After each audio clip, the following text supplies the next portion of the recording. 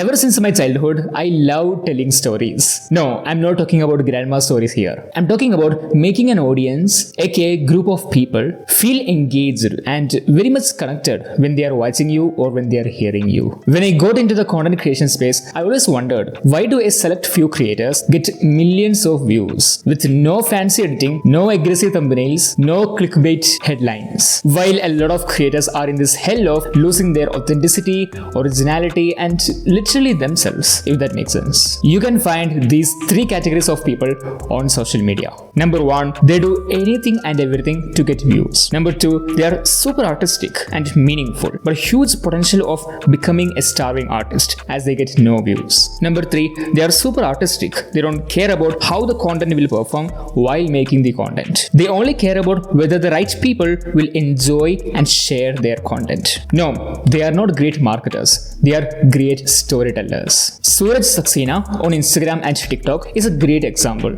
He don't just make videos, he creates art that in some way solves a pain point if you take a closer look. At the same time, more engaging and deeply connecting. If you're watching this video until here without any fancy stuff going on the screen, I want your attention. And that's the power of storytelling. If you think about content creation with a much more wider or philosophical lens, the whole idea of putting fancy stuffs on the screen fundamentally is not sustainable. That's not how it worked out back in the day when Steve Jobs or any other change makers built their businesses through storytelling. It was emotional and psychological content that drove immense value to their companies. Now, how do you make sure your content gets views when you are focusing on storytelling? Because at the end of the day, attention is the currency. Well, with the case of Faras Musthafa, he talked about the chaos he's going through and he know a lot of people will relate with him. What he does is super smart and that's what I want you to do. He frames the whole idea / the chaos he's going through as a question in the first 3 seconds of his video, and then he began his art.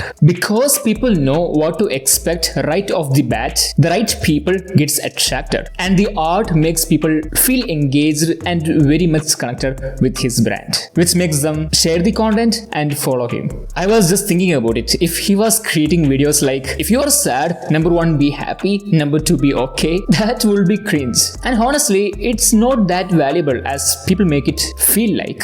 You don't need to share a lot of things with your content. You have to focus on that one takeaway, and your storytelling should help them decrease the gap between them learning the takeaway and them taking the action. In essence, be intentional about the first 3 seconds of your video, and after that just focus on storytelling, because at the end of the day, the right people gets attracted within your hook, and your job is to make them feel you are the right person to invest in. If they are serious, they will check out your stuff and they will buy your product, and that's where you can provide a much more sophisticated solution. If they are not serious, no matter how much value you provide through your content, they are not going to do anything anyway. You don't have to make people feel crazy with volume, but with impact. And remember, nobody comes to social media to change their life. The right people who are ready to invest in a much more sophisticated solution is only looking for the person they can trust to invest in. If you become the another guy who provide that